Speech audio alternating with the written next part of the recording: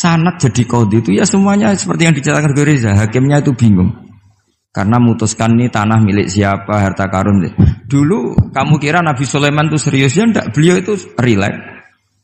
Tapi kalau punya keputusan itu jitu, ada dua perempuan. Ya sebut saja dalam tafsir-tafsir misalnya Soghirah sama Gabiroh. Sama punya anak kecil ya, karena masih keluarga anaknya itu mirip. Kemudian anak yang satu itu dimakan serigala. Hilang. Dimakan serigala, terus lapor ke Nabi Dawud. Karena yang meyakinkan itu yang satu, diputuskan ini milik kamu, misalnya milik yang adiknya. Ketika keluar dari situ, ketemu Nabi Sulaiman. Kalau saya hakimnya, maka keputusannya tidak seperti itu. Nabi Sulaiman pas itu umurnya 13 tahun. Akhirnya dipanggil sama Nabi Dawud. Ya sudah, putuskan kamu. Nabi Sulaiman ngambil pedang atau pisau, ya sudah tak bagi dua. Nanti separuhan katanya. Jadi Nabi Sulaiman itu ya suka humor. Masa anak mau dibagi dua nanti separuhan. Terus yang histeris nangis itu yang besar, yang mbaknya. Yang kecil tenang-tenang saja. Akhirnya sama Nabi Sulaiman diputuskan dikasihkan yang nangis histeris. Ditanya sama yang kecil, kenapa kamu putuskan milik mbak saya? Ora ono wong anak apa dipotong kok tenang-tenang wae. Jadi kelihatannya rileks, tapi dari basis ilmu yang luar biasa. Kalau kamu betul merasa sebagai itu anak kamu, pasti kamu histeris. Akhirnya dikasihkan yang besar. Jadi tidak semua nabi itu kalau memutuskan serius. Nabi Sulaiman itu rileks. Ya tapi tentu tidak kayak Gus Rizal, lebih benar gitu. Karena nabi itu lebih benar. Suatu saat ada lagi perempuan cantik itu diperkosa 4 tokoh. Jangan teruskan tokoh agama, nanti sensitif. Tokoh gitu saja. Memang tokoh ini, orang terpandang. Setelah hamil, si 4 orang tersangka ini bilang bahwa yang menghamil itu anjing. Karena zaman itu zaman yang mungkin diktatorial ya. Ya sudah diam gitu saja. Singkat cerita, dilaporkan ke Nabi Dawud. Bahwa ada peristiwa gini-gini, terduga adalah anjing. Nabi Dawud ya tenang saja, enggak ngerespon. Karena biasa ala wali kan tukang husnudzon. Nabi Dawud itu gayanya Nabi, gaya ala wali. Jadi gampang husnudzon. Kalau Nabi Sulaiman enggak. Jadi sistem reskrim itu harus matur nuwun sama Nabi Sulaiman. Orang 4 ini dipanggil. Manggilnya satu-satu. Kamu tahu kalau itu yang merkosa anjing? Ya, tahu saya. Anjingnya warnanya apa? Hitam. Sudah kamu keluar. Keluar tidak dipertemukan sama yang 3. Yang satu dipanggil lagi. Yang merkosa apa? Anjing. Warnanya apa? Merah. Dipisah lagi. Sampai akhirnya 4 orang itu jawabnya warnanya beda-beda. Mungkin ada kebiasaan, mungkin ada yang bilang pink, tapi nggak ada anjing pink. Akhirnya setelah semua dipertemukan bareng-bareng. Kamu tadi bilang apa? Hitam. Kamu tadi bilang apa? Merah. Kamu tadi bilang apa? Berarti padahal kamu semua bersaksi bersama bahwa orang itu Pratita tadi diperkosaan anjing. Tapi ternyata warnanya anjing beda. Terus akhirnya Nabi Sulaiman bilang, anjingnya ya kamu itu. Akhirnya mereka ngaku sebagai apa? Pemerkosa. Makanya dalam masalah Nabi Dawud dan Nabi Sulaiman itu Allah luar biasa mensifatinya. Nabi Dawud punya keramat, punya mukjizat. Kalau beliau baca tasbih, itu gunung dan burung-burung ikut baca apa? Tasbih. Semuanya ikut baca tasbih. Yusabbihna bil asyi wal isyraq wa tayra mahsyurah kulullahu awwab. Tapi orang tuh kalau suka wiridan biasanya intelijensinya itu agak gimana gitu. Enggak usah diterangkan nanti sensitif. Akhirnya Allah ngakui, fafahamnaha Sulaiman wa kullan ataina hukmau wa ilmu. Jadi kalau masalah ilmu detail itu fafahamnaha Sulaiman. Kecerdasan untuk bikin keputusan itu masih cerdas Nabi Sulaiman. Tapi kalau wiridannya itu bagus Nabi Dawud. Jadi makanya orang ini nggak sempurna ya. Ada yang suka wiridan, ada. Makanya saat tadi itu kaget Gus Im bilang ketua pondoknya di Istighori Gus Riza itu saya tenane gitu.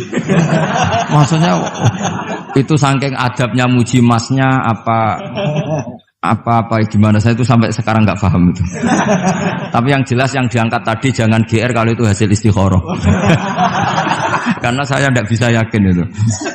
Ya tidak bisa memaksa husnudzon. Nanti kalau di ruang dalam mau tanya istikharah betul apa enggak.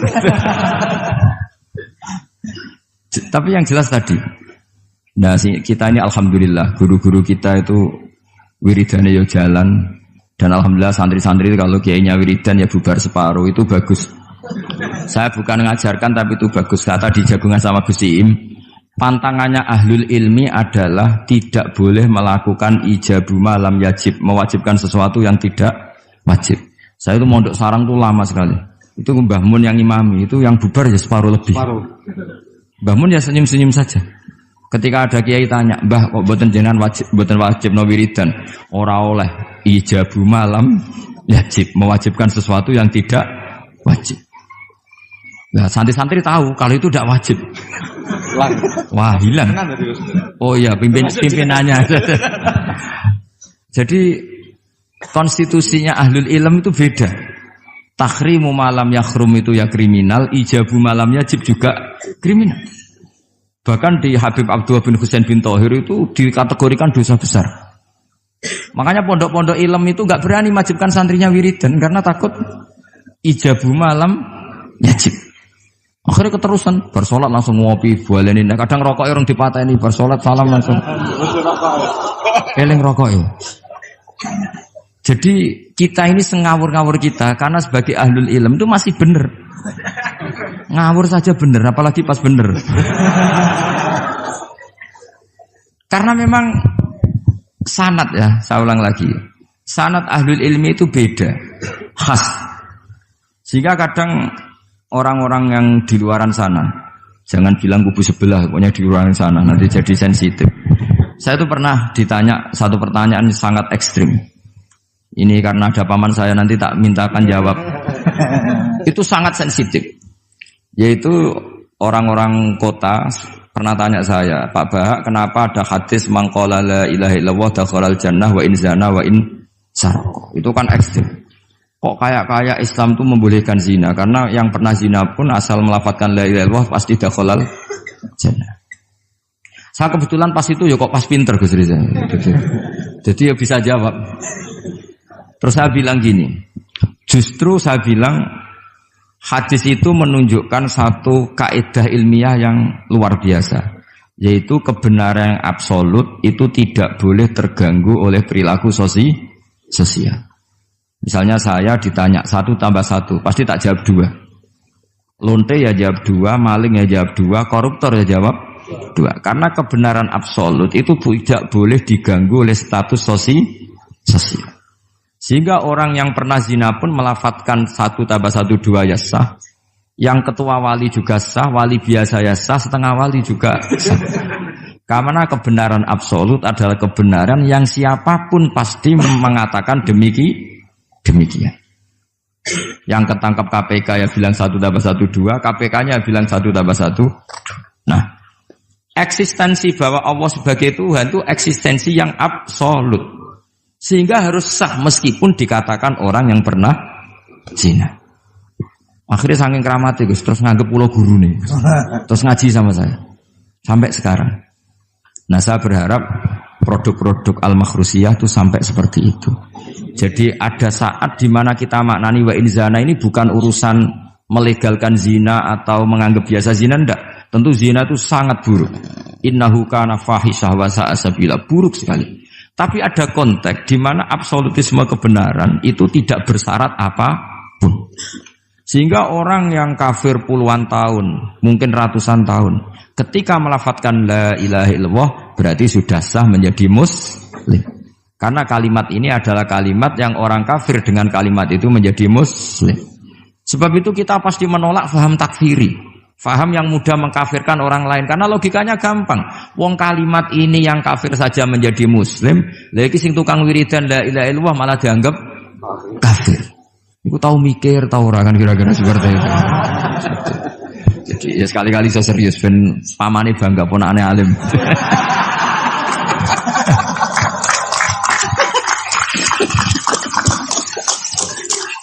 Jadi saya terpaksa ngetokno alim saya ben paman bangga gitu. Ponakanku ya alim pemeneh pamane.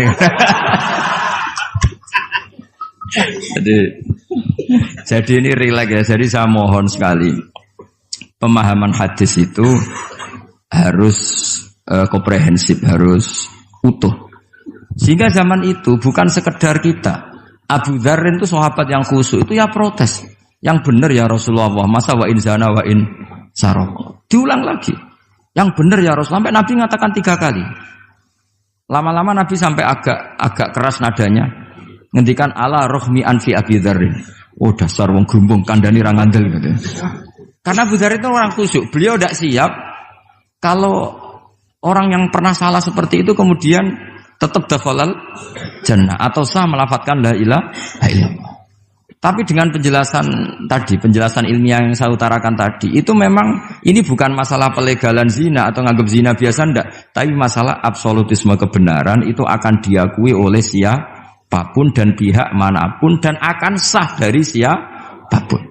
Sehingga orang yang kafaratula umrih, dia kafir tula umrih, 80 tahun dia kafir. Kemudian pas mau mati melafadzkan la ilaha illallah Muhammadur Rasulullah, tetap sebagai berstatus mukmin. Qul lil ladzina kafaru iyantahu yughfar lahum ma qad salaf. Katakan kepada orang kafir sekali dia menghentikan kekafirannya dengan talaffuz di kalimat syahadah, maka otomatis menjadi muslim. Nah soal nanti masuk surga ya bisa kapan-kapan kan? Allah tidak bilang harus sekarang kan? Ya nunggu kita duluan kira-kira nak bejo itu. Tapi saya berkali-kali ngaji sudah orang Islam tuh yang senang. Kita ini sudah dikasih kunci surga, miftahul jannah la ilaha illallah. Kamu harusnya nggak bisa masuk neraka. Kamu nggak pegang kuncinya kok kamu mau masuk itu gimana? Tapi ada teman saya bilang neraka ora ono pintune Gus langsung mah. Lah kalau kamu pikiran gitu semoga ke situ saya bilang gitu. Jadi makanya kamu yang pede saja. Umumnya orang itu kunci itu rahasia. Ini sudah dikasih tahu sama Kanjeng Nabi, yaitu miftahul jannah la ilaha illallah. Sudah punya kuncinya. Alamatnya juga sudah jelas. Alamatnya itu ya sakho. Karena kalau as-sakhiyu qaribun minallah, qaribun minal jannah. Kalau sampean kepengin tahu alamat neraka, ya bakhil tadi. Itu qaribun minan nar. Jadi kalau kamu tanya alamat neraka di mana Gus? Kalau kamu medit, dikir, ya itu dekat-dekat situ. Itu neraka. Nah saya enggak di dekat-dekat situ, makanya saya enggak tahu neraka di mana saya tahu. Jadi saya mohon sekali, di balik saya sering guyon sama Gus Riza Gusim, kita ini membawa sanad yang berat. Karena di sini ada zuriatnya Kiai Makhrus, ada zuriatnya leluhur saya. Harus zuriatam ba'duha mim. Jangan sampai buyut-buyut kita yang sudah meninggal statusnya rubah karena ulah para cucunya. Kayak yang dialami tadi Yahuda bin Yakub bin Ishak bin Ibrahim. Nah kita tidak pernah tahu Yahuda itu apakah agama, apa marga. Itu masih jadi perdebatan.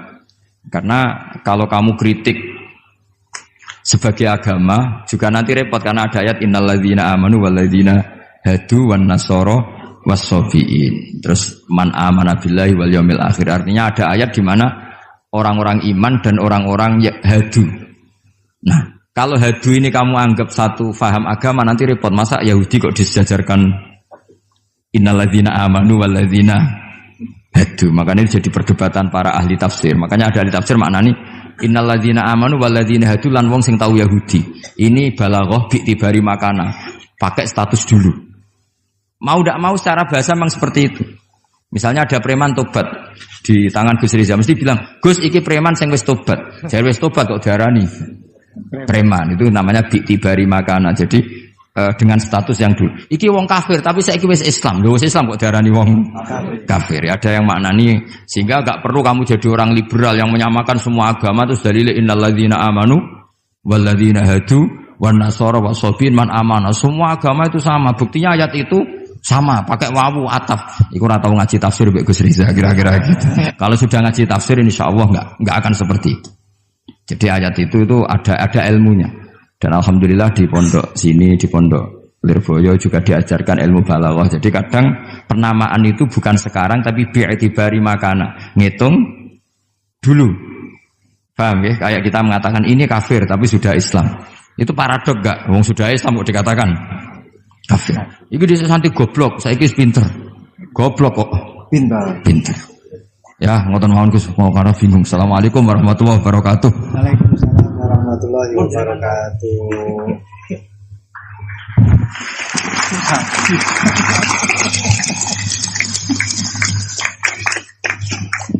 Matur suwun Dateng ponakan kawula ingkang kawula mulyakaken. Saya disuruh meneruskan oleh beliau. Saya nanti kalau meneruskan apa yang didawuhkan oleh beliau, khawatir terbukti apa yang beliau dawuhkan.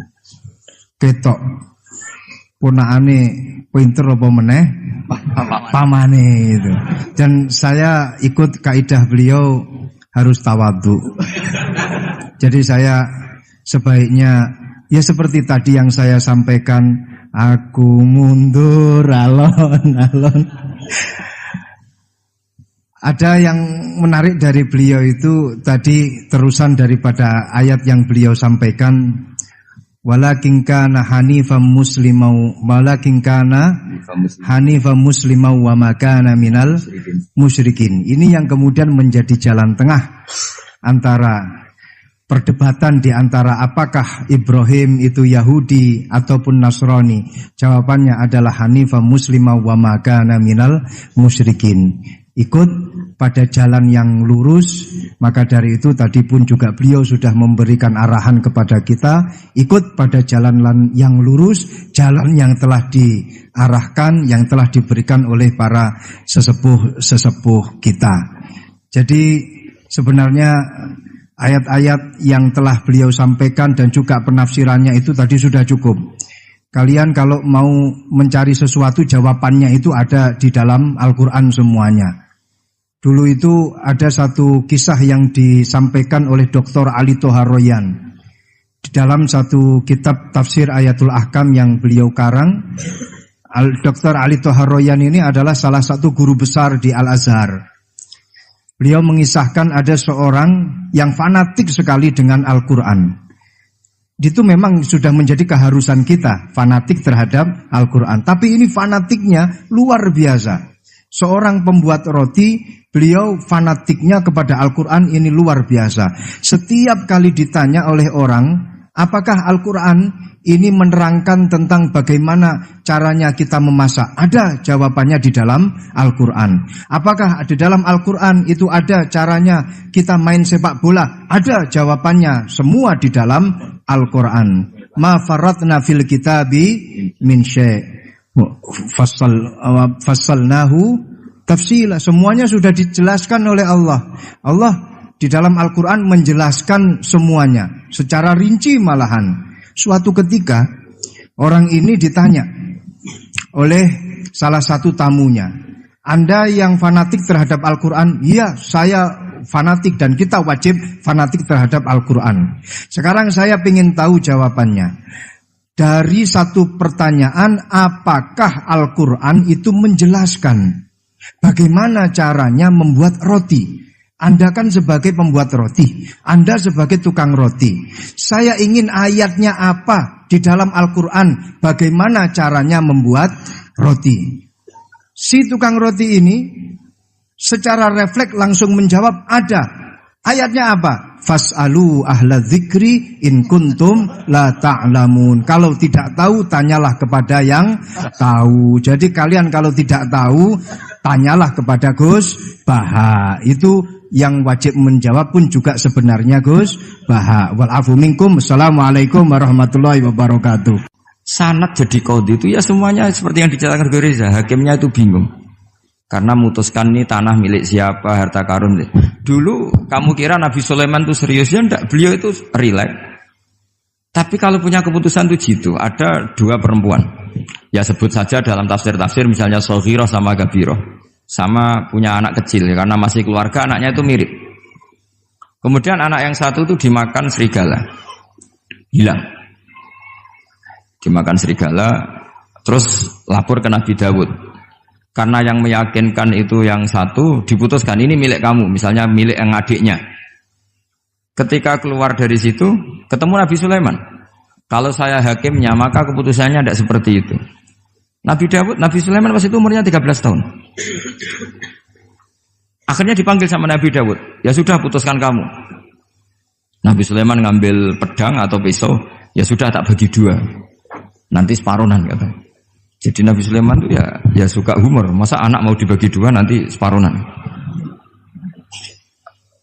Terus yang histeris nangis itu yang besar, yang mbaknya. Yang kecil tenang-tenang saja. Akhirnya sama Nabi Sulaiman diputuskan dikasihkan yang nangis histeris. Ditanya sama yang kecil, kenapa kamu putuskan milik mbak saya? Ora ono wong anak apa dipotong kok tenang-tenang wae. Jadi kelihatannya rileks, tapi dari basis ilmu yang luar biasa. Kalau kamu betul merasa sebagai itu anak kamu, pasti kamu histeris. Akhirnya dikasihkan yang besar.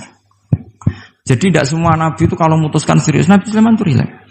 Ya tapi tentu tidak kayak Gus Rizal, lebih benar gitu kan. Nabi itu lebih benar. Suatu saat ada lagi perempuan cantik itu diperkosa 4 tokoh. Jangan teruskan tokoh agama, nanti sensitif. Tokoh gitu saja. Memang tokoh ini orang terpandang. Setelah hamil, si 4 orang tersangka ini bilang bahwa yang menghamil itu anjing. Karena zaman itu zaman yang mungkin diktatorial ya. Ya sudah diam gitu saja. Singkat cerita dilaporkan ke Nabi Dawud bahwa ada peristiwa gini-gini terduga adalah anjing. Nabi Dawud ya tenang saja, enggak ngerespon. Karena biasa ala wali kan tukang husnudzon. Nabi Dawud itu gayanya Nabi, gaya ala wali. Jadi gampang husnudzon. Kalau Nabi Sulaiman enggak. Jadi sistem reskrim itu harus matur nuwun sama Nabi Sulaiman. Orang 4 ini dipanggil. Manggilnya satu-satu. Kamu tahu kalau itu yang merkosa anjing? Ya, tahu saya. Anjingnya warnanya apa? Hitam. Sudah, kamu keluar. Keluar tidak dipertemukan sama yang 3. Yang 1 dipanggil lagi. Yang merkosa apa? Anjing. Warnanya apa? Merah. Dipisah lagi. Sampai akhirnya 4 orang itu jawabnya warnanya beda-beda. Mungkin ada kebiasaan, mungkin ada yang bilang pink, tapi nggak ada anjing pink. Akhirnya setelah semua dipertemukan bareng-bareng. Kamu tadi bilang apa? Hitam. Kamu tadi bilang apa? Merah. Kamu tadi bilang apa? Berarti padahal kamu semua bersaksi bersama bahwa orang itu Pratita tadi diperkosaan anjing. Tapi ternyata warnanya anjing beda. Terus akhirnya Nabi Sulaiman bilang, anjingnya ya kamu itu. Akhirnya mereka ngaku sebagai apa? Pemerkosa. Makanya dalam masalah Nabi Dawud dan Nabi Sulaiman itu Allah luar biasa mensifatinya. Nabi Dawud punya keramat, punya mukjizat. Kalau beliau baca tasbih, itu gunung dan burung-burung ikut baca apa? Tasbih. Semuanya ikut baca tasbih. Yusabbihna bil asyi wal isyraq wa tayra mahsyurah kulullahu awwab.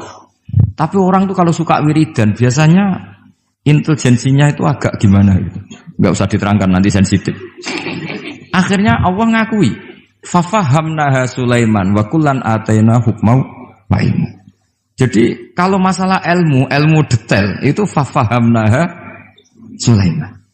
Kecerdasan untuk bikin keputusan itu masih cerdas Nabi Sulaiman.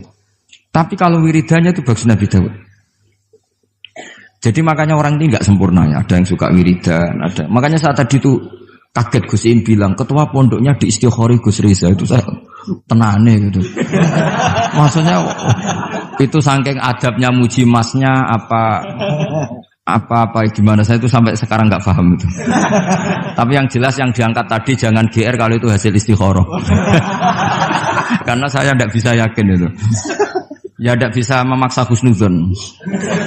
Nanti kalau di ruang dalam mau tanya istikharah betul apa enggak. Tapi yang jelas tadi. Nah, kita ini alhamdulillah guru-guru kita itu wiridannya ya jalan. Dan alhamdulillah santri-santri itu kalau kiainya wiridan ya bubar separuh itu bagus. Saya bukan mengajarkan tapi itu bagus. Kata di jagungan sama Gus Im, pantangannya ahlul ilmi adalah tidak boleh melakukan ijabu malam yajib, mewajibkan sesuatu yang tidak wajib. Saya itu mondok sarang tuh lama sekali. Itu Mbah Mun yang imami, itu yang bubar ya separuh lebih. Mbah Mun ya senyum-senyum saja. Ketika ada kiai tanya, "Mbah, kok boten jenengan boten wajib no wiridan?" Ora oleh ijabu malam yajib, mewajibkan sesuatu yang tidak wajib. Nah, santri-santri tahu kalau itu tidak wajib. Wah, hilang. Oh iya, pimpinannya. Jadi konstitusinya ahlul ilm itu beda. Takhrimu malam yakhrum itu ya kriminal, ijabu malam yajib juga kriminal. Bahkan di Habib Abdullah bin Husain bin Thohir itu dikategorikan dosa besar. Makanya pondok-pondok ilm itu gak berani wajibkan santrinya wiridan karena takut ijabu malam yajib. Akhirnya keterusan, bersolat langsung ngopi, bualenin. Kadang rokok orang dipateni, bersolat salam langsung. Eling rokok ya. Jadi kita ini sengawur-ngawur kita karena sebagai ahlul ilm itu masih bener. Ngawur saja bener, apalagi pas bener. Karena memang sanad ya, saya ulang lagi. Sanad ahlul ilmi itu beda, khas. Sehingga kadang orang-orang yang di luaran sana, jangan bilang kubu sebelah, pokoknya di luaran sana, nanti jadi sensitif. Saya itu pernah ditanya satu pertanyaan sangat ekstrim. Ini karena ada paman saya, nanti tak mintakan jawab. Itu sangat sensitif. Yaitu orang-orang kota pernah tanya saya, Pak Bahak, kenapa ada hadis mangqala la ilaha illallah dakhalal jannah wa in zana wa in sarqa. Itu kan ekstrim. Kok kayak Islam itu membolehkan zina? Karena yang pernah zina pun asal melafadzkan la ilaha illallah pasti dakhalal jannah. Saya kebetulan pas itu ya kok pas pinter Gus Riza. Jadi ya bisa jawab. Terus saya bilang gini, justru saya bilang hadis itu menunjukkan satu kaidah ilmiah yang luar biasa, yaitu kebenaran yang absolut itu tidak boleh terganggu oleh perilaku sosial. Misalnya saya ditanya 1 tambah 1, pasti tak jawab 2. Lonte ya jawab 2, maling ya jawab 2, koruptor ya jawab 2. Karena kebenaran absolut itu tidak boleh diganggu oleh status sosial. Sehingga orang yang pernah zina pun melafatkan 1 tambah 1 2 ya sah. Yang ketua wali juga sah, wali biasa ya sah, setengah wali juga sah. Karena kebenaran absolut adalah kebenaran yang siapapun pasti mengatakan demikian. Yang ketangkap KPK ya bilang 1 tambah 1 2, KPK-nya bilang 1 tambah 1. Nah, eksistensi bahwa Allah sebagai Tuhan itu eksistensi yang absolut. Sehingga harus sah meskipun dikatakan orang yang pernah zina. Akhirnya saking keramatnya Gus, terus nganggep pulau guru nih. Terus ngaji sama saya. Sampai sekarang. Nah, saya berharap produk-produk Al-Makhrusiyah itu sampai seperti itu. Jadi ada saat di mana kita maknani wa in zina ini bukan urusan melegalkan zina atau menganggap biasa zina, enggak. Tentu zina itu sangat buruk. Innahu kana fahisyah wa sa'a sabila, buruk sekali. Tapi ada konteks di mana absolutisme kebenaran itu tidak bersyarat apapun. Sehingga orang yang kafir puluhan tahun, mungkin ratusan tahun, ketika melafadzkan la ilaha illallah berarti sudah sah menjadi muslim. Karena kalimat ini adalah kalimat yang orang kafir dengan kalimat itu menjadi muslim. Sebab itu kita pasti menolak faham takfiri, faham yang mudah mengkafirkan orang lain. Karena logikanya gampang. Wong kalimat ini yang kafir saja menjadi muslim, lagi sing tukang wiridan la ilaha illallah malah dianggap kafir. Iku tahu mikir, tahu ora kan kira-kira seperti itu. Jadi ya sekali-kali saya serius ben pamane bangga ponakane alim.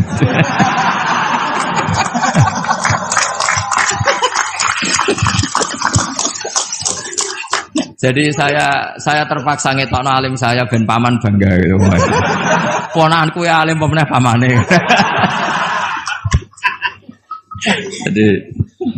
Jadi ini rileks ya. Jadi saya mohon sekali pemahaman hadis itu harus komprehensif, harus utuh. Sehingga zaman itu bukan sekedar kita.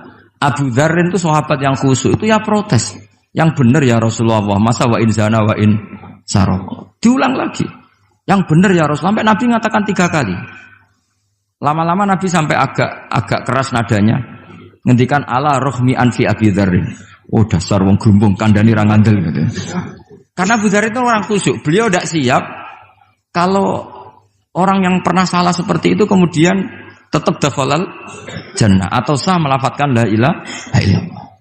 Tapi dengan penjelasan ilmiah yang saya utarakan tadi, itu memang ini bukan masalah pelegalan zina atau nganggap zina biasa, enggak. Tapi masalah absolutisme kebenaran itu akan diakui oleh siapapun dan pihak manapun dan akan sah dari siapapun. Sehingga orang yang kafaratula umrih, dia kafir tula umrih, 80 tahun dia kafir. Kemudian pas mau mati melafadzkan la ilaha illallah Muhammadur Rasulullah, tetap sebagai berstatus mukmin. Qul lil ladzina kafaru iyantahu yughfar lahum ma qad salaf. Katakan kepada orang kafir sekali dia menghentikan kekafirannya, dengan talaffuz di kalimat syahadah maka otomatis menjadi muslim. Nah soal nanti masuk surga ya bisa kapan-kapan kan? Allah tidak bilang harus sekarang kan? Ya nunggu kita duluan kira-kira gitu. Nak bejo itu. Tapi saya berkali-kali ngaji sudah orang Islam tuh yang senang. Kita ini sudah dikasih kunci surga, miftahul jannah la ilaha illallah. Kamu harusnya nggak bisa masuk neraka. Kamu nggak pegang kuncinya kok. Kamu mau masuk itu gimana? Tapi ada teman saya bilang, neraka rano pintu nih, Gus langsung mah. Lah kalau kamu pikiran gitu, semoga ke situ saya bilang gitu.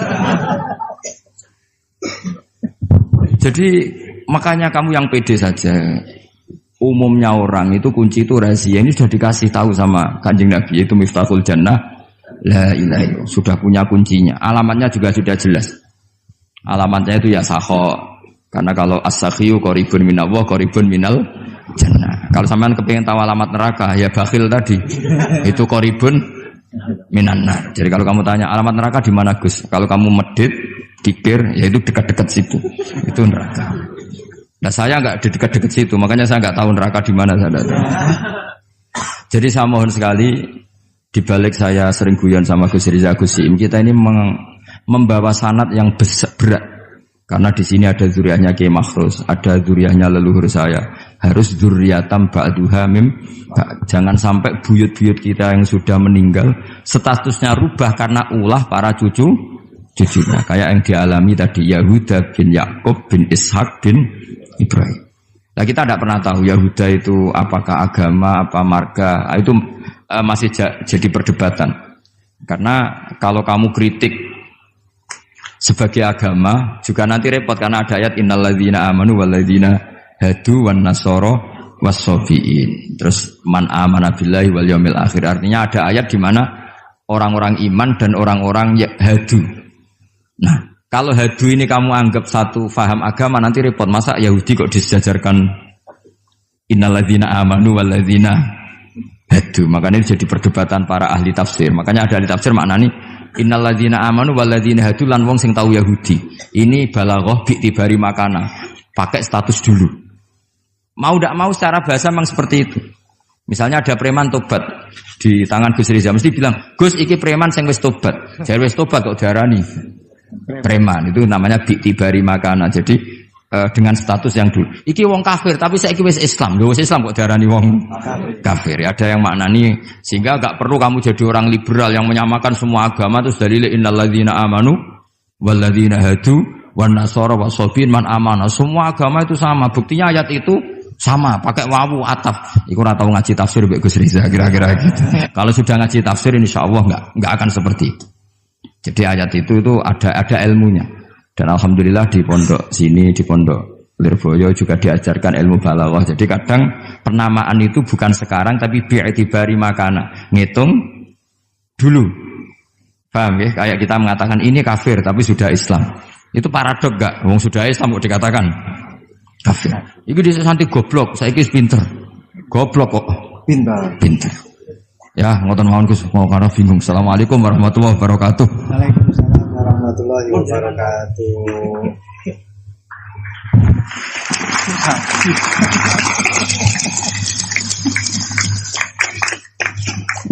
Matur suwun dateng ponakan kawula ingkang kawula mulyakaken. Saya disuruh meneruskan oleh beliau. Saya nanti kalau meneruskan apa yang didawuhkan oleh beliau, khawatir terbukti apa yang beliau dawuhkan. Ketok ponakane pinter apa meneh pamane itu. Dan saya ikut kaidah beliau harus tawadhu. Jadi saya sebaiknya ya seperti tadi yang saya sampaikan, aku mundur alon-alon. Ada yang menarik dari beliau itu tadi terusan daripada ayat yang beliau sampaikan, walakin kana hanifan muslimau wa ma kana minal musyrikin. Ini yang kemudian menjadi jalan tengah antara perdebatan di antara apakah Ibrahim itu Yahudi ataupun Nasrani. Jawabannya adalah hanifan muslimau wa ma kana minal musyrikin. Ikut pada jalan yang lurus. Maka dari itu tadi pun juga beliau sudah memberikan arahan kepada kita, ikut pada jalan yang lurus, jalan yang telah diarahkan, yang telah diberikan oleh para sesepuh kita. Jadi sebenarnya ayat-ayat yang telah beliau sampaikan dan juga penafsirannya itu tadi sudah cukup. Kalian kalau mau mencari sesuatu, jawabannya itu ada di dalam Al-Quran semuanya. Dulu itu ada satu kisah yang disampaikan oleh Dr. Ali Toharoyan di dalam satu kitab tafsir Ayatul Ahkam yang beliau karang. Dr. Ali Toharoyan ini adalah salah satu guru besar di Al-Azhar. Beliau mengisahkan ada seorang yang fanatik sekali dengan Al-Quran. Itu memang sudah menjadi keharusan kita, fanatik terhadap Al-Quran. Tapi ini fanatiknya luar biasa. Seorang pembuat roti, beliau fanatiknya kepada Al-Quran ini luar biasa. Setiap kali ditanya oleh orang, apakah Al-Quran ini menerangkan tentang bagaimana caranya kita memasak? Ada jawabannya di dalam Al-Quran. Apakah di dalam Al-Quran itu ada caranya kita main sepak bola? Ada jawabannya, semua di dalam Al-Quran. Ma faratna fil kitabi min syai'. Fassalnahu tafsila. Semuanya sudah dijelaskan oleh Allah. Allah di dalam Al-Quran menjelaskan semuanya secara rinci malahan. Suatu ketika orang ini ditanya oleh salah satu tamunya, Anda yang fanatik terhadap Al-Quran? Iya, saya fanatik dan kita wajib fanatik terhadap Al-Quran. Sekarang saya ingin tahu jawabannya. Dari satu pertanyaan, apakah Al-Quran itu menjelaskan bagaimana caranya membuat roti? Anda kan sebagai pembuat roti, Anda sebagai tukang roti. Saya ingin ayatnya apa di dalam Al-Quran, bagaimana caranya membuat roti. Si tukang roti ini secara refleks langsung menjawab, ada. Ayatnya apa? Fas'alu ahla dzikri in kuntum la ta'lamun. Kalau tidak tahu, tanyalah kepada yang tahu. Jadi kalian kalau tidak tahu, tanyalah kepada Gus Baha. Itu yang wajib menjawab pun juga sebenarnya Gus Baha. Wal afu minkum. Assalamualaikum warahmatullahi wabarakatuh. Sanad jadi qadhi itu ya semuanya seperti yang diceritakan Reza. Hakimnya itu bingung. Karena memutuskan ini tanah milik siapa, harta karun. Dulu kamu kira Nabi Sulaiman itu serius, ya enggak, beliau itu rileks. Tapi kalau punya keputusan itu gitu, ada dua perempuan. Ya sebut saja dalam tafsir-tafsir misalnya Soghirah sama Gabiroh. Sama punya anak kecil, ya, karena masih keluarga anaknya itu mirip. Kemudian anak yang satu itu dimakan serigala. Hilang. Dimakan serigala, terus lapor ke Nabi Dawud. Karena yang meyakinkan itu yang satu, diputuskan ini milik kamu, misalnya milik yang adiknya. Ketika keluar dari situ, ketemu Nabi Sulaiman. Kalau saya hakimnya, maka keputusannya tidak seperti itu. Nabi Sulaiman pas itu umurnya 13 tahun. Akhirnya dipanggil sama Nabi Dawud. Ya sudah, putuskan kamu. Nabi Sulaiman ngambil pedang atau pisau. Ya sudah, tak bagi dua. Nanti separuhan katanya. Jadi Nabi Sulaiman itu ya suka humor. Masa anak mau dibagi dua nanti separuhan. Terus yang histeris nangis itu yang besar, yang mbaknya. Yang kecil tenang-tenang saja. Akhirnya sama Nabi Sulaiman diputuskan dikasihkan yang nangis histeris. Ditanya sama yang kecil, kenapa kamu putuskan milik mbak saya? Ora ono wong anak apa dipotong kok tenang-tenang wae. Jadi kelihatannya rileks, tapi dari basis ilmu yang luar biasa. Kalau kamu betul merasa sebagai itu anak kamu, pasti kamu histeris. Akhirnya dikasihkan yang besar. Jadi tidak semua nabi itu kalau memutuskan serius. Nabi Sulaiman itu rileks. Ya tapi tentu tidak kayak Gus Rizal, lebih benar gitu. Karena nabi itu lebih benar. Suatu saat ada lagi perempuan cantik itu diperkosa 4 tokoh. Jangan teruskan tokoh agama, nanti sensitif. Tokoh gitu saja. Memang tokoh ini, orang terpandang. Setelah hamil, si 4 orang tersangka ini bilang bahwa yang menghamil itu anjing. Karena zaman itu zaman yang mungkin diktatorial ya. Ya sudah, diam gitu saja. Singkat cerita, dilaporkan ke Nabi Dawud bahwa ada peristiwa gini-gini, terduga adalah anjing. Nabi Dawud ya tenang saja, enggak ngerespon. Karena biasalah wali itu kan tukang husnudzon. Nabi Dawud itu gayanya Nabi, gaya ala wali, jadi gampang husnudzon. Kalau Nabi Sulaiman enggak. Jadi sistem reskrim itu harus matur nuwun sama Nabi Sulaiman. Orang 4 ini dipanggil. Manggilnya satu-satu. Kamu tahu kalau itu yang merkosa anjing? Ya, tahu saya. Anjingnya warnanya apa? Hitam ya. Sudah kamu keluar. Keluar tidak dipertemukan sama yang 3. Yang 1 dipanggil lagi. Yang merkosa apa? Anjing. Warnanya apa? Merah. Dipisah lagi. Sampai akhirnya 4 orang itu jawabnya warnanya beda-beda. Mungkin ada kebiasaan, mungkin ada yang bilang pink, tapi nggak ada anjing pink. Akhirnya setelah semua dipertemukan bareng-bareng. Kamu tadi bilang apa? Hitam. Kamu tadi bilang apa? Merah. Kamu tadi bilang apa? Berarti padahal kamu semua bersaksi bersama bahwa orang itu Pratita tadi diperkosaan anjing. Tapi ternyata warnanya anjing beda. Terus akhirnya Nabi Sulaiman bilang, anjingnya ya kamu itu. Akhirnya mereka ngaku sebagai apa? Pemerkosa. Makanya dalam masalah Nabi Dawud dan Nabi Sulaiman itu Allah luar biasa mensifatinya. Nabi Dawud punya keramat, punya mukjizat. Kalau beliau baca tasbih, itu gunung dan burung-burung ikut baca apa? Tasbih. Semuanya ikut baca tasbih. Yusabbihna bil asyi wal isyraq wa tayra mahsyurah kulullahu awwab. Tapi orang tuh kalau suka wiridan biasanya intelijensinya itu agak gimana gitu. Enggak usah diterangkan nanti sensitif. Akhirnya Allah ngakui, fafahamnaha Sulaiman wa kullan ataina hukmau wa ilmu. Jadi kalau masalah ilmu detail itu fafahamnaha Sulaiman. Kecerdasan untuk bikin keputusan itu masih cerdas Nabi Sulaiman. Tapi kalau wiridannya itu bagus Nabi Dawud.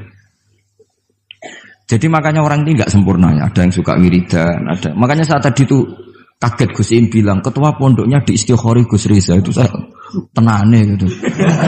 Maksudnya itu saking adabnya muji masnya apa gimana saya itu sampai sekarang nggak paham itu.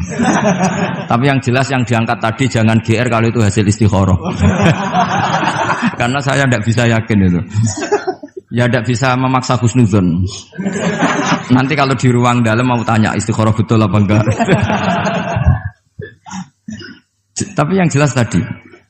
Nah, kita ini alhamdulillah guru-guru kita itu wiridannya ya jalan. Dan alhamdulillah santri-santri kalau kiainya wiridan ya bubar separuh itu bagus. Saya bukan mengajarkan tapi itu bagus. Kata di jagungan sama Gus Iim, pantangannya ahlul ilmi adalah tidak boleh melakukan ijabu malam yajib, mewajibkan sesuatu yang tidak wajib. Saya itu mondok sarang tuh lama sekali. Itu Mbah Mun yang imami, itu yang bubar ya separuh lebih. Mbah Mun ya senyum-senyum saja. Ketika ada kiai tanya, Mbah kok boten jenengan boten wajib no wiridan?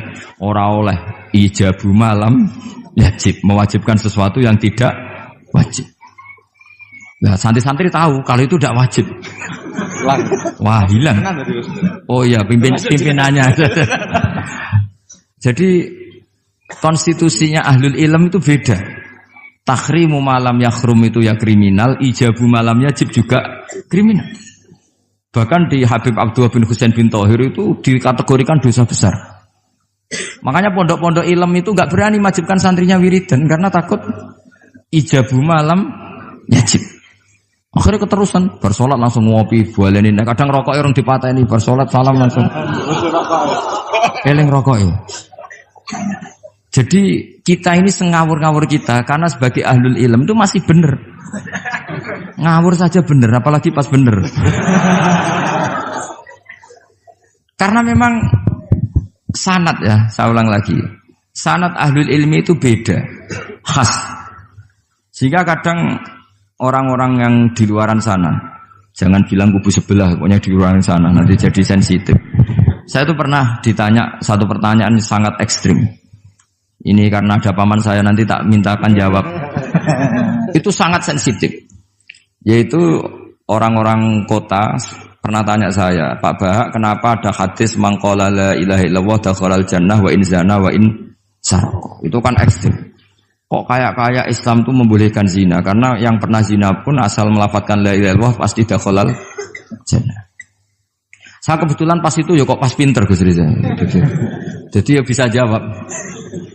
Terus saya bilang gini, justru saya bilang Hadis itu menunjukkan satu kaidah ilmiah yang luar biasa, yaitu kebenaran yang absolut itu tidak boleh terganggu oleh perilaku sosial.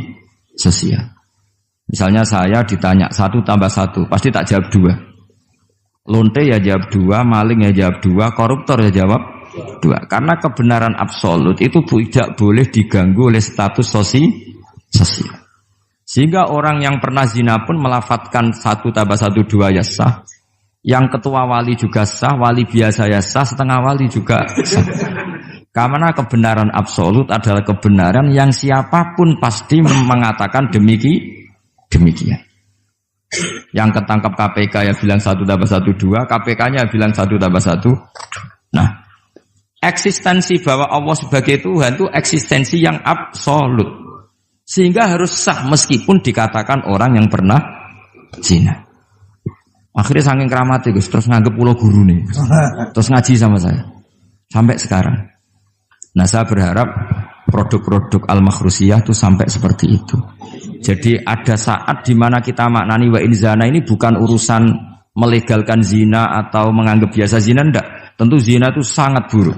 Innahu kana fahisyah wa sa'a sabila, buruk sekali. Tapi ada konteks di mana absolutisme kebenaran itu tidak bersyarat apapun. Sehingga orang yang kafir puluhan tahun, mungkin ratusan tahun, ketika melafadzkan la ilaha illallah berarti sudah sah menjadi muslim. Karena kalimat ini adalah kalimat yang orang kafir dengan kalimat itu menjadi muslim. Sebab itu kita pasti menolak faham takfiri. Faham yang mudah mengkafirkan orang lain. Karena logikanya gampang. Wong kalimat ini yang kafir saja menjadi muslim. Lagi sing tukang wiridan la ilaha illallah malah dianggap kafir. Iku tahu mikir, tahu orang kan kira-kira seperti itu. Jadi ya sekali-kali saya serius. Ben pamane bangga ponakane alim.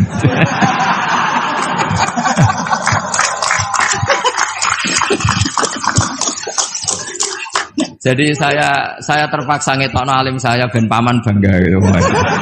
Ponakanku ya alim pemeneh pamane. Jadi ini rileks ya. Jadi saya mohon sekali pemahaman hadis itu harus komprehensif, harus utuh. Sehingga zaman itu bukan sekedar kita.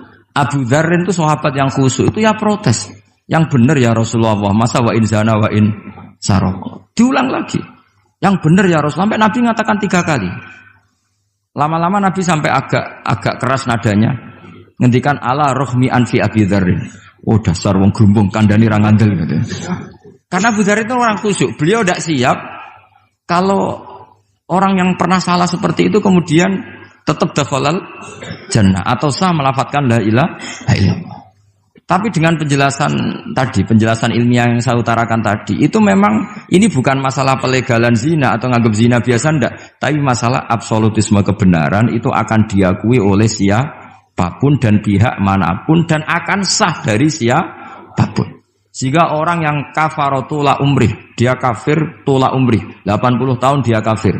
Kemudian pas mau mati melafadzkan la ilaha illallah Muhammadur Rasulullah, tetap sebagai berstatus mukmin. Qul lil ladzina kafaru iyantahu yughfar lahum ma qad salaf. Katakan kepada orang kafir sekali dia menghentikan kekafirannya dengan talaffuz di kalimat syahadah maka otomatis menjadi muslim. Nah soal nanti masuk surga ya bisa kapan-kapan kan? Allah tidak bilang harus sekarang kan? Ya nunggu kita duluan kira-kira. Nak bejo itu. Tapi saya berkali-kali ngaji sudah orang Islam tuh yang senang. Kita ini sudah dikasih kunci surga, miftahul jannah la ilaha illallah. Kamu harusnya enggak bisa masuk neraka. Enggak pegang kuncinya kok kamu mau masuk itu gimana? Tapi ada teman saya bilang, "Neraka ora ono pintune, Gus, langsung wae." Lah kalau kamu pikiran gitu semoga ke situ kayak bilang gitu. Jadi makanya kamu yang pede saja. Umumnya orang itu kunci itu rahasia. Ini sudah dikasih tahu sama Kanjeng Nabi, yaitu miftahul jannah la ilaha illallah. Sudah punya kuncinya. Alamatnya juga sudah jelas. Alamatnya itu ya sakho. Karena kalau as-sakhiyu qaribun minallah, qaribun minal jannah. Kalau sampean kepengin tahu alamat neraka, ya bakhil tadi. Itu qaribun minannar. Jadi kalau kamu tanya alamat neraka di mana Gus? Kalau kamu medit, pikir, ya itu dekat-dekat situ. Itu neraka. Nah saya nggak di dekat-dekat situ, makanya saya nggak tahu neraka di mana saya tahu. Jadi saya mohon sekali, di balik saya sering guyon sama Gus Riza Gus Im, kita ini membawa sanad yang berat. Karena di sini ada zuriatnya Kiai Makhrus, ada zuriatnya leluhur saya. Harus zuriatam ba'duha mim. Jangan sampai buyut-buyut kita yang sudah meninggal statusnya rubah karena ulah para cucunya. Kayak yang dialami tadi Yahuda bin Yakub bin Ishak bin Ibrahim. Nah kita tidak pernah tahu Yahuda itu apakah agama, apa marga. Itu masih jadi perdebatan. Karena kalau kamu kritik sebagai agama juga nanti repot karena ada ayat innalladzina amanu walladzina hadu wan nasara wassabiin. Terus man amana billahi wal yaumil akhir. Artinya ada ayat di mana orang-orang iman dan orang-orang hadu. Nah, kalau hadu ini kamu anggap satu faham agama nanti repot. Masa Yahudi kok disejajarkan innalladzina amanu walladzina hadu. Makanya ini jadi perdebatan para ahli tafsir. Makanya ada ahli tafsir maknani innalladzina amanu walladzina hadu lan wong sing tau Yahudi. Ini balaghah bi'tibari makana. Pakai status dulu. Mau tidak mau secara bahasa memang seperti itu. Misalnya ada preman tobat di tangan Gus Riza mesti bilang, "Gus iki preman sing wis tobat." Jare wis tobat kok diarani preman. Itu namanya bi'tibari makana. Jadi dengan status yang dulu. Iki wong kafir tapi saiki wis Islam. Lho wis Islam kok diarani wong kafir. Ada yang maknani sehingga enggak perlu kamu jadi orang liberal yang menyamakan semua agama terus dalile innalladzina amanu walladzina hadu wan nasara wasabiin man amana. Semua agama itu sama. Buktinya ayat itu sama, pakai wawu ataf. Iku ora tau ngaji tafsir mbek Gus Riza kira-kira gitu. Kalau sudah ngaji tafsir insyaallah enggak akan seperti itu. Jadi ayat itu ada ilmunya. Dan alhamdulillah di pondok sini, di pondok Lirboyo juga diajarkan ilmu balaghah. Jadi kadang penamaan itu bukan sekarang tapi bi'tibari makana. Ngitung dulu. Paham ya? Kayak kita mengatakan ini kafir tapi sudah Islam. Itu paradok enggak? Wong sudah Islam kok dikatakan kafir. Iku dhisik santi goblok, saiki wis pinter. Goblok kok pinter. Ya, ngoten mawon Gus, mau karena bingung. Assalamualaikum warahmatullahi wabarakatuh. Waalaikumsalam warahmatullahi wabarakatuh.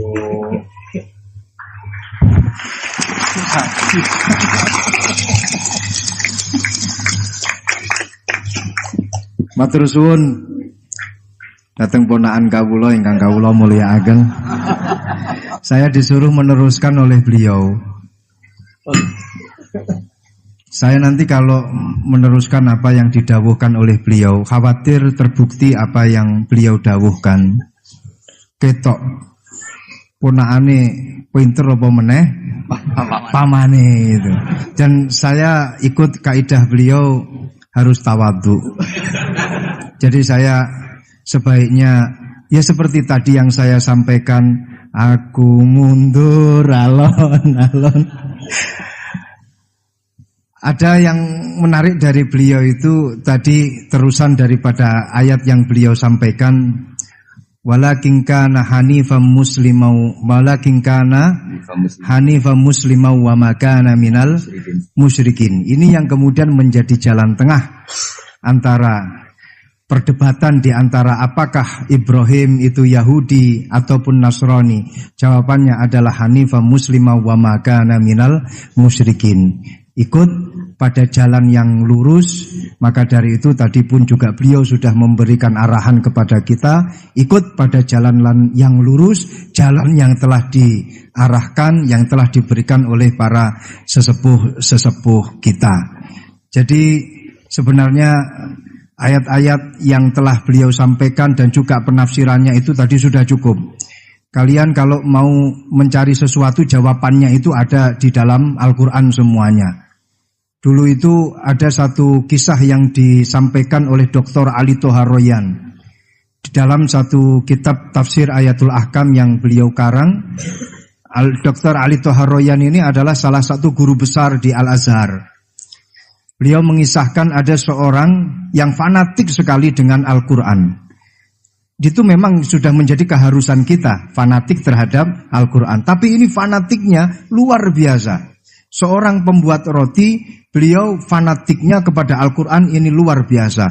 Setiap kali ditanya oleh orang, Apakah Al-Quran ini menerangkan tentang bagaimana caranya kita memasak? Ada jawabannya di dalam Al-Quran. Apakah di dalam Al-Quran itu ada caranya kita main sepak bola? Ada jawabannya, semua di dalam Al-Quran. Ma faratna fil kitabi min syai' fassalnahu tafsila. Semuanya sudah dijelaskan oleh Allah. Allah di dalam Al-Quran menjelaskan semuanya secara rinci malahan. Suatu ketika orang ini ditanya oleh salah satu tamunya, Anda yang fanatik terhadap Al-Quran? Iya, saya fanatik dan kita wajib fanatik terhadap Al-Quran. Sekarang saya ingin tahu jawabannya. Dari satu pertanyaan, apakah Al-Quran itu menjelaskan bagaimana caranya membuat roti? Anda kan sebagai pembuat roti, Anda sebagai tukang roti. Saya ingin ayatnya apa di dalam Al-Quran, bagaimana caranya membuat roti. Si tukang roti ini secara refleks langsung menjawab, ada. Ayatnya apa? Fas'alu ahla dzikri in kuntum la ta'lamun. Kalau tidak tahu, tanyalah kepada yang tahu. Jadi kalian kalau tidak tahu, tanyalah kepada Gus Baha. Itu yang wajib menjawab pun juga sebenarnya Gus Baha. Wal afu minkum. Assalamualaikum warahmatullahi wabarakatuh. Sanad jadi qadhi itu ya semuanya seperti yang diceritakan Reza. Hakimnya itu bingung. Karena memutuskan ini tanah milik siapa, harta karun. Dulu kamu kira Nabi Sulaiman itu serius, ya enggak, beliau itu rileks. Tapi kalau punya keputusan itu gitu, ada dua perempuan. Ya sebut saja dalam tafsir-tafsir misalnya Soghirah sama Gabiroh. Sama punya anak kecil, karena masih keluarga anaknya itu mirip. Kemudian anak yang satu itu dimakan serigala. Hilang. Dimakan serigala, terus lapor ke Nabi Dawud. Karena yang meyakinkan itu yang satu, diputuskan ini milik kamu, misalnya milik yang adiknya. Ketika keluar dari situ, ketemu Nabi Sulaiman. Kalau saya hakimnya, maka keputusannya tidak seperti itu. Nabi Sulaiman pas itu umurnya 13 tahun. Akhirnya dipanggil sama Nabi Dawud. Ya sudah, putuskan kamu. Nabi Sulaiman ngambil pedang atau pisau. Ya sudah, tak bagi dua. Nanti separuhan kata. Jadi Nabi Sulaiman itu ya suka humor. Masa anak mau dibagi dua nanti separuhan. Terus yang histeris nangis itu yang besar, yang mbaknya. Yang kecil tenang-tenang saja. Akhirnya sama Nabi Sulaiman diputuskan dikasihkan yang nangis histeris. Ditanya sama yang kecil, kenapa kamu putuskan milik mbak saya? Ora ono wong anak apa dipotong kok tenang-tenang wae. Jadi kelihatannya rileks, tapi dari basis ilmu yang luar biasa. Kalau kamu betul merasa sebagai itu anak kamu, pasti kamu histeris. Akhirnya dikasihkan yang besar. Jadi tidak semua nabi itu kalau memutuskan serius. Nabi Sulaiman itu rileks. Ya tapi tentu tidak kayak Gus Rizal, lebih benar gitu kan. Nabi itu lebih benar. Suatu saat ada lagi perempuan cantik itu diperkosa 4 tokoh. Jangan teruskan tokoh agama, nanti sensitif. Tokoh gitu saja. Memang tokoh ini orang terpandang. Setelah hamil, si 4 orang tersangka ini bilang bahwa yang menghamil itu anjing. Karena zaman itu zaman yang mungkin diktatorial ya. Ya sudah diam gitu saja. Singkat cerita, dilaporkan ke Nabi Dawud bahwa ada peristiwa gini-gini, terduga adalah anjing. Nabi Dawud ya tenang saja, enggak ngerespon. Karena biasalah wali itu kan tukang husnudzon. Nabi Dawud itu gayanya Nabi, gaya ala wali, jadi gampang husnudzon. Kalau Nabi Sulaiman enggak. Jadi sistem reskrim itu harus matur nuwun sama Nabi Sulaiman. Orang 4 ini dipanggil.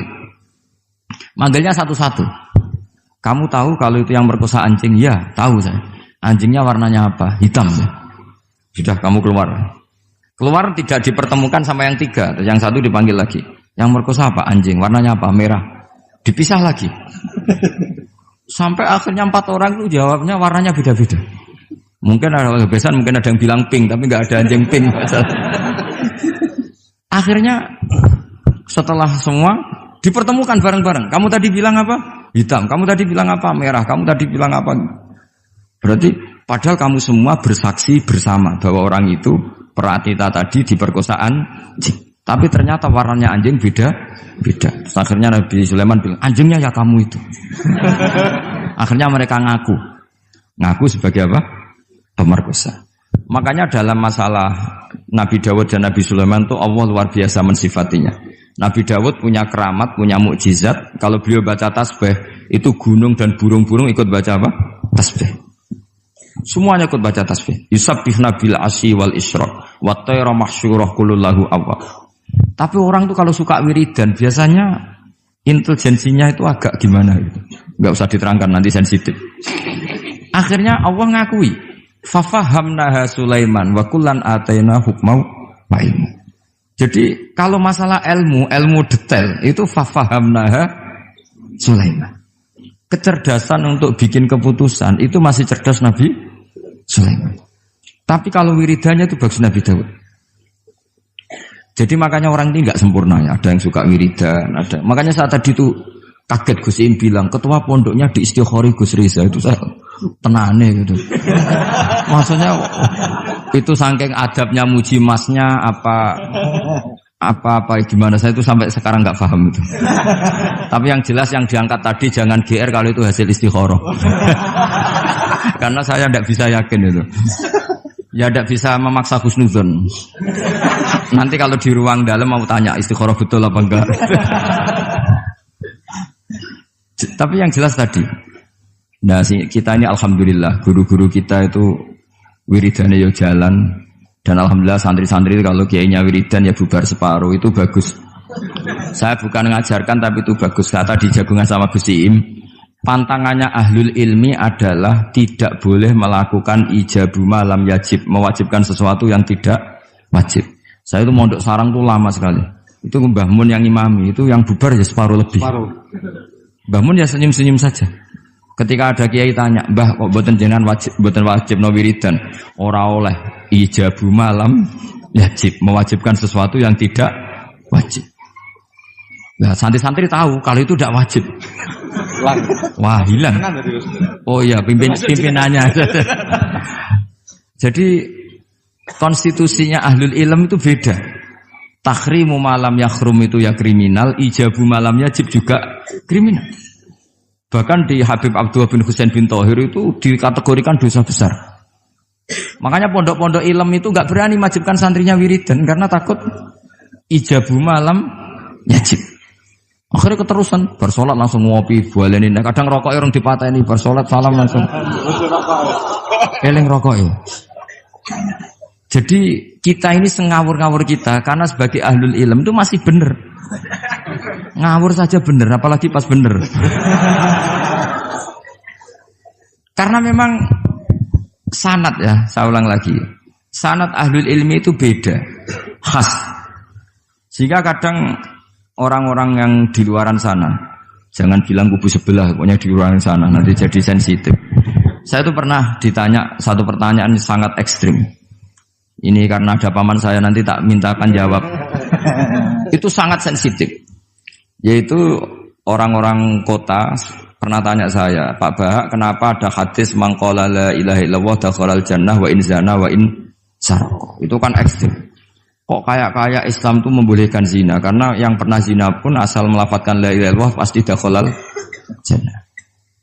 Saya kebetulan pas itu ya kok pas pinter Gus Riza. Jadi ya bisa jawab. Terus saya bilang gini, justru saya bilang hadis itu menunjukkan satu kaidah ilmiah yang luar biasa, yaitu kebenaran yang absolut itu tidak boleh terganggu oleh perilaku sosial. Misalnya saya ditanya 1 tambah 1, pasti tak jawab 2. Lonte ya jawab 2, maling ya jawab 2, koruptor ya jawab 2. Karena kebenaran absolut itu tidak boleh diganggu oleh status sosial. Sehingga orang yang pernah zina pun melafadzkan 1 tambah 1 2 ya sah. Yang ketua wali juga sah, wali biasa ya sah, setengah wali juga sah. Karena kebenaran absolut adalah kebenaran yang siapapun pasti mengatakan demikian. Yang ketangkap KPK ya bilang 1 tambah 1 2, KPK-nya bilang 1 tambah 1. Nah, eksistensi bahwa Allah sebagai Tuhan itu eksistensi yang absolut. Sehingga harus sah meskipun dikatakan orang yang pernah zina. Akhirnya saking keramatnya Gus, terus nganggep pulau guru nih. Terus ngaji sama saya. Sampai sekarang. Nah, saya berharap produk-produk al-makhrusiyah itu sampai seperti itu. Jadi ada saat di mana kita maknani wa in zana ini bukan urusan melegalkan zina atau menganggap biasa zina, enggak. Tentu zina itu sangat buruk. Innahu kana fahisyah wa sa'a sabila, buruk sekali. Tapi ada konteks di mana absolutisme kebenaran itu tidak bersyarat apapun. Sehingga orang yang kafir puluhan tahun, mungkin ratusan tahun, ketika melafadzkan la ilaha illallah berarti sudah sah menjadi muslim. Karena kalimat ini adalah kalimat yang orang kafir dengan kalimat itu menjadi muslim. Sebab itu kita pasti menolak faham takfiri. Faham yang mudah mengkafirkan orang lain. Karena logikanya gampang. Wong kalimat ini yang kafir saja menjadi muslim. Lagi sing tukang wiridan la ilaha illallah malah dianggap kafir. Iku tahu mikir, tahu orang kan kira-kira seperti itu. Jadi ya sekali-kali saya serius. Ben pamane bangga ponakane alim.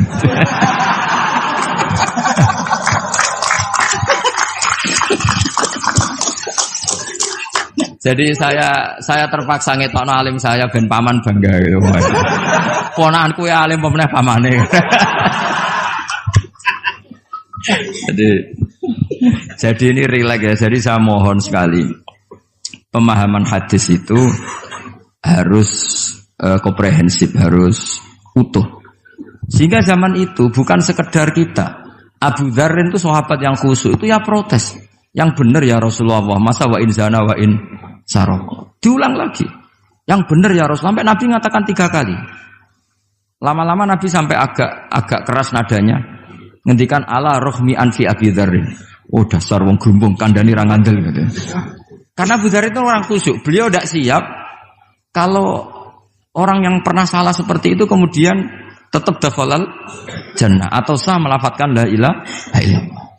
Tapi dengan penjelasan ilmiah yang saya utarakan tadi, itu memang ini bukan masalah pelegalan zina atau nganggap zina biasa, enggak. Tapi masalah absolutisme kebenaran itu akan diakui oleh siapapun dan pihak manapun dan akan sah dari siapapun. Sehingga orang yang kafar tula umrih, dia kafir tula umrih, 80 tahun dia kafir.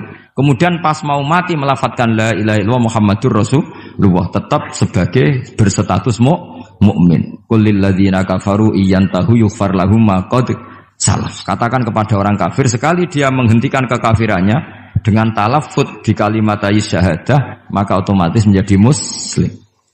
Nah soal nanti masuk surga ya bisa kapan-kapan kan? Allah tidak bilang harus sekarang kan? Ya nunggu kita duluan kira-kira. Nak bejo itu. Tapi saya berkali-kali ngaji sudah orang Islam tuh yang senang. Kita ini sudah dikasih kunci surga, miftahul jannah la ilaha illallah. Kamu harusnya nggak bisa masuk neraka. Kamu nggak pegang kuncinya, kok kamu mau masuk itu gimana? Tapi ada teman saya bilang, neraka ora ono pintune Gus, langsung wae. Lah kalau kamu pikiran gitu semoga ke situ saya bilang gitu. Jadi makanya kamu yang pede saja. Umumnya orang itu kunci itu rahasia. Ini sudah dikasih tahu sama Kanjeng Nabi, yaitu miftahul jannah la ilaha illallah. Sudah punya kuncinya. Alamatnya juga sudah jelas. Alamatnya itu ya sakho. Karena kalau as-sakhiyu qaribun minallah, qaribun minal jannah. Kalau sampean kepengin tahu alamat neraka, ya bakhil tadi. Itu qaribun minannar. Jadi kalau kamu tanya alamat neraka di mana Gus? Kalau kamu medit, pikir, ya itu dekat-dekat situ. Itu neraka. Nah saya nggak di dekat-dekat situ, makanya saya nggak tahu neraka di mana. Jadi saya mohon sekali, dibalik saya sering guyon sama Gus Riza Gus Siim, kita ini membawa sanad yang berat. Karena di sini ada zuriatnya Kiai Makhrus, ada zuriatnya leluhur saya. Harus zuriatam ba'duha mim. Jangan sampai buyut-buyut kita yang sudah meninggal statusnya rubah karena ulah para cucunya. Kayak yang dialami tadi Yahuda bin Yakub bin Ishak bin Ibrahim. Nah kita tidak pernah tahu Yahuda itu apakah agama, apa marga. Itu masih jadi perdebatan. Karena kalau kamu kritik sebagai agama juga nanti repot karena ada ayat innalladzina amanu walladzina hadu wan nasara wassabiin. Terus man amana billahi wal yaumil akhir. Artinya ada ayat di mana orang-orang iman dan orang-orang hadu. Nah, kalau hadu ini kamu anggap satu faham agama nanti repot. Masa Yahudi kok disejajarkan innalladzina amanu walladzina hadu. Makanya ini jadi perdebatan para ahli tafsir. Makanya ada ahli tafsir maknanya Innalladzina amanu walladzina hadu lan wong sing tau Yahudi. Ini balaghah bi tibari makana. Pakai status dulu. Mau tidak mau secara bahasa memang seperti itu. Misalnya ada preman tobat di tangan Gus Riza, mesti bilang, Gus iki preman sing wis tobat. Jare wis tobat kok diarani preman. Itu namanya bi tibari makana. Jadi dengan status yang dulu. Iki wong kafir tapi saiki wis Islam. Lho wis Islam kok diarani wong kafir. Ada yang maknani sehingga enggak perlu kamu jadi orang liberal yang menyamakan semua agama terus dalile innalladzina amanu walladzina hadu wan nasara wasabin man amana. Semua agama itu sama. Buktinya ayat itu sama, pakai wawu ataf. Iku ora tau ngaji tafsir Mbak Gus Riza kira-kira gitu. Kalau sudah ngaji tafsir insyaallah enggak akan seperti itu. Jadi ayat itu ada ilmunya. Dan alhamdulillah di pondok sini, di pondok Lirboyo juga diajarkan ilmu balaghah. Jadi kadang penamaan itu bukan sekarang tapi bi'tibari makana. Ngitung dulu. Paham ya? Kayak kita mengatakan ini kafir tapi sudah Islam. Itu paradok enggak? Wong sudah Islam kok dikatakan kafir. Iku dhisik santi goblok, saiki wis pinter. Goblok kok pinter. Ya, ngoten mawon Gus, mau karo bingung. Assalamualaikum warahmatullahi wabarakatuh. Waalaikumsalam warahmatullahi wabarakatuh.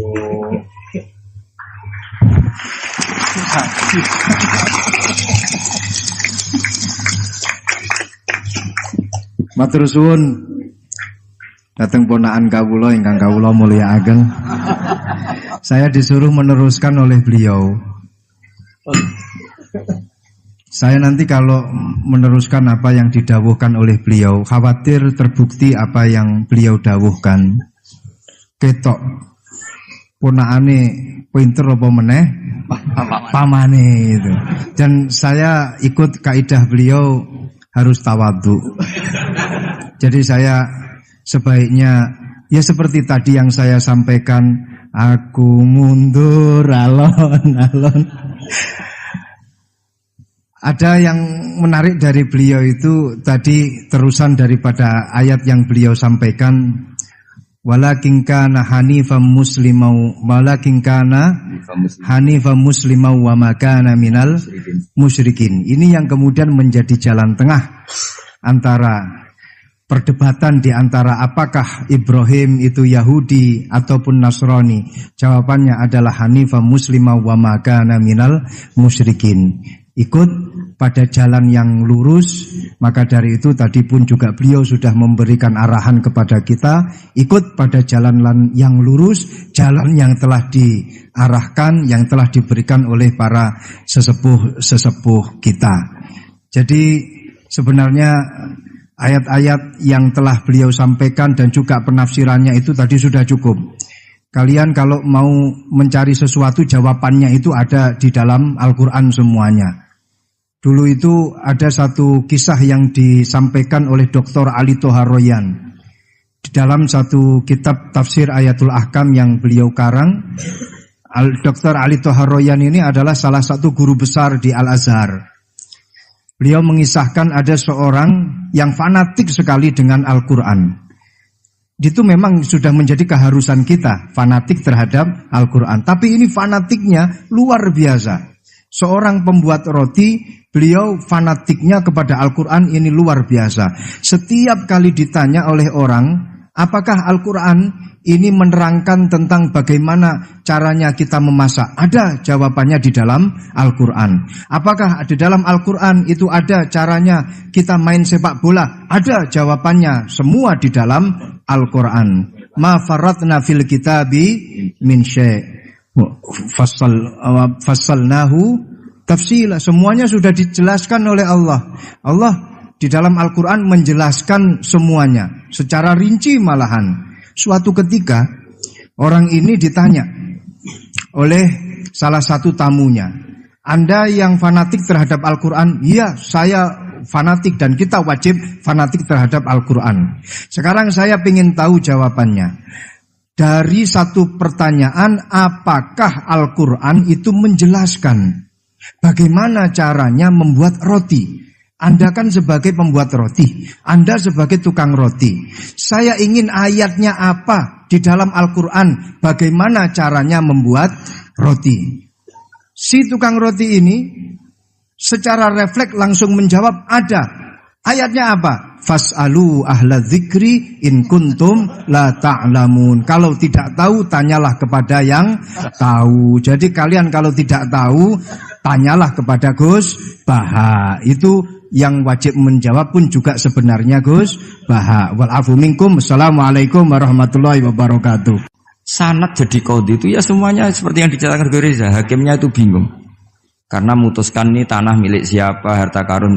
Dulu kamu kira Nabi Sulaiman itu serius, ya enggak, beliau itu rileks. Tapi kalau punya keputusan itu gitu, ada dua perempuan. Ya sebut saja dalam tafsir-tafsir misalnya Soghirah sama Gabiroh. Sama punya anak kecil, karena masih keluarga anaknya itu mirip. Kemudian anak yang satu itu dimakan serigala. Hilang. Dimakan serigala, terus lapor ke Nabi Dawud. Karena yang meyakinkan itu yang satu diputuskan ini milik kamu, misalnya milik yang adiknya. Ketika keluar dari situ ketemu Nabi Sulaiman. Kalau saya hakimnya maka keputusannya tidak seperti itu. Nabi Sulaiman pas itu umurnya 13 tahun. Akhirnya dipanggil sama Nabi Dawud. Ya sudah putuskan kamu. Nabi Sulaiman ngambil pedang atau pisau. Ya sudah tak bagi dua. Nanti separuhan katanya. Jadi Nabi Sulaiman itu ya suka humor. Masa anak mau dibagi dua nanti separuhan. Terus yang histeris nangis itu yang besar, yang mbaknya. Yang kecil tenang-tenang saja. Akhirnya sama Nabi Sulaiman diputuskan dikasihkan yang nangis histeris. Ditanya sama yang kecil, kenapa kamu putuskan milik mbak saya? Ora ono wong anak apa dipotong kok tenang-tenang wae. Jadi kelihatannya rileks, tapi dari basis ilmu yang luar biasa. Kalau kamu betul merasa sebagai itu anak kamu, pasti kamu histeris. Akhirnya dikasihkan yang besar.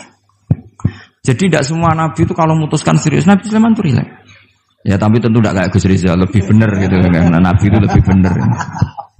Suatu saat ada lagi perempuan cantik itu diperkosa 4 tokoh. Jangan teruskan tokoh agama, nanti sensitif. Tokoh gitu saja. Memang tokoh ini, orang terpandang. Setelah hamil, si 4 orang tersangka ini bilang bahwa yang menghamil itu anjing. Karena zaman itu zaman yang mungkin diktatorial ya. Ya sudah diam gitu saja. Singkat cerita, dilaporkan ke Nabi Dawud. Bahwa ada peristiwa gini-gini, terduga adalah anjing. Nabi Dawud ya tenang saja, enggak ngerespon.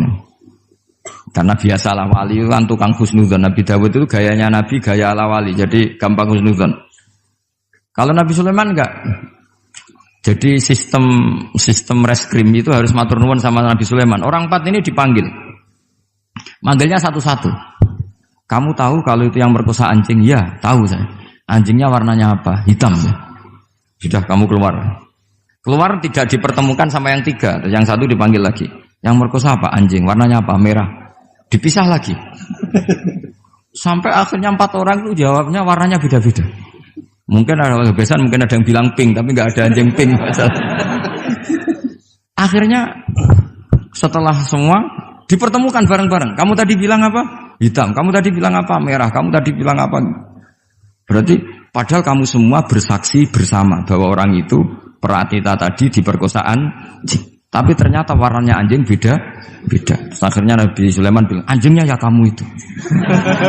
Akhirnya mereka ngaku sebagai apa? Pemerkosa. Makanya dalam masalah Nabi Dawud dan Nabi Sulaiman itu Allah luar biasa mensifatinya. Nabi Dawud punya keramat, punya mukjizat. Kalau beliau baca tasbih, itu gunung dan burung-burung ikut baca apa? Tasbih. Semuanya ikut baca tasbih. Yusabbihna bil asyi wal isyraq wa tayra mahsyurah kulullahu awwab. Tapi orang tuh kalau suka wiridan biasanya intelijensinya itu agak gimana gitu. Enggak usah diterangkan nanti sensitif. Akhirnya Allah ngakui, fafahamnaha Sulaiman wa kullan ataina hukmau wa ilmu. Jadi kalau masalah ilmu detail itu fafahamnaha Sulaiman. Kecerdasan untuk bikin keputusan itu masih cerdas Nabi Sulaiman. Tapi kalau wiridannya itu bagus Nabi Dawud.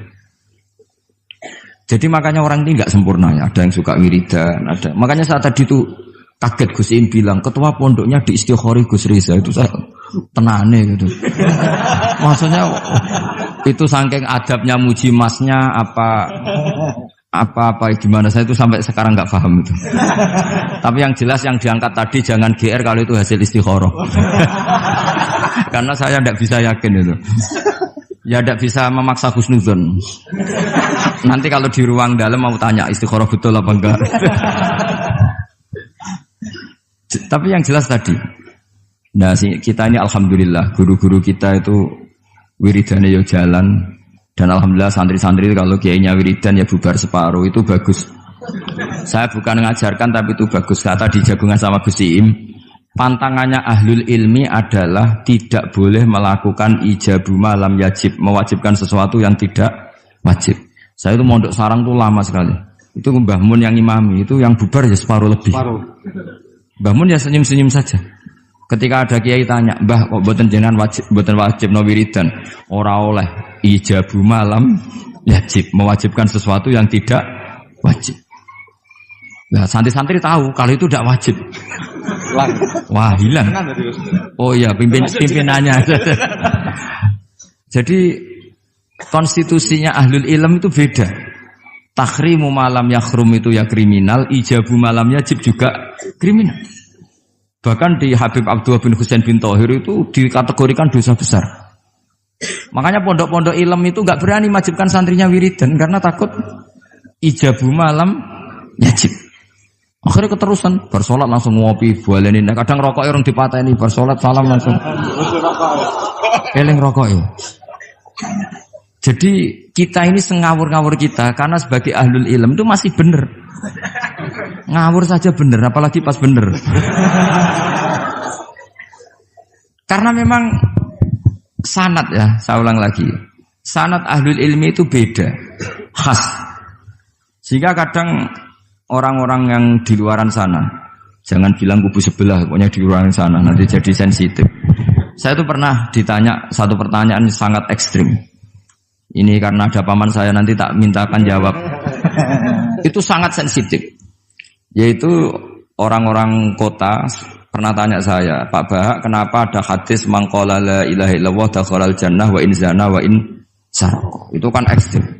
Kok kayak Islam itu membolehkan zina? Karena yang pernah zina pun asal melafadzkan la ilaha illallah pasti dakhalal jannah.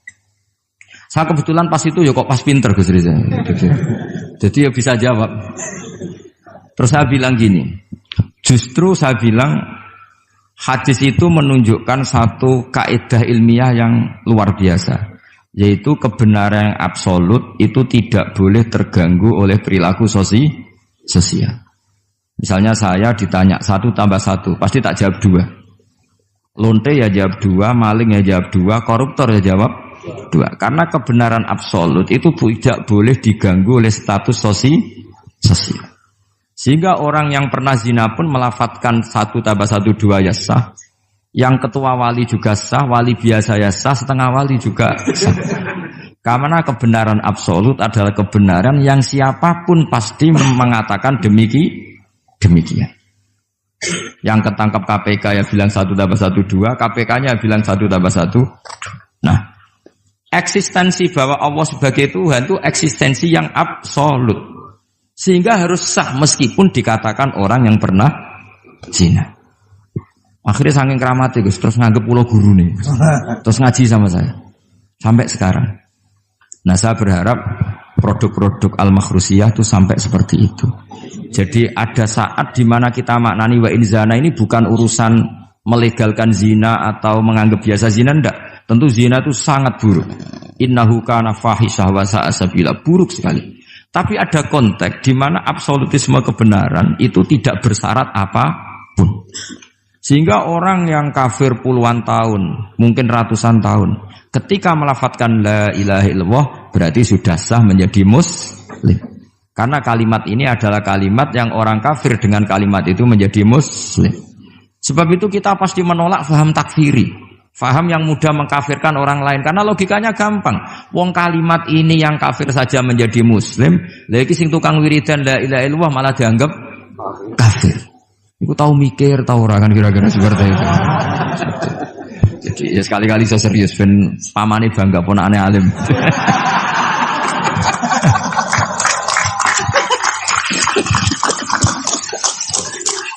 Jadi saya terpaksa ngetokno alim saya ben paman bangga gitu. Ponakanku ya alim pemeneh pamane. Jadi ini rileks ya. Jadi saya mohon sekali pemahaman hadis itu harus komprehensif, harus utuh. Sehingga zaman itu bukan sekedar kita. Abu Dzar itu sahabat yang khusyuk itu ya protes. Yang benar ya Rasulullah, masa wa in zana wa in sarok. Diulang lagi. Yang benar ya Rasulullah. Sampai Nabi mengatakan 3 kali. Lama-lama Nabi sampai agak keras nadanya. Ngendikan ala rohmi anfi Abi Dzarrin. Oh dasar wong grumbung kandhani ra ngandel gitu.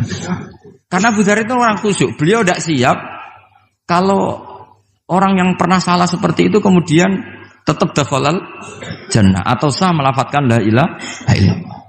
Tapi dengan penjelasan ilmiah yang saya utarakan tadi, itu memang ini bukan masalah pelegalan zina atau nganggap zina biasa enggak, tapi masalah absolutisme kebenaran itu akan diakui oleh siapapun dan pihak manapun dan akan sah dari siapapun. Sehingga orang yang kafaro tula umrih, dia kafir tula umrih, 80 tahun dia kafir.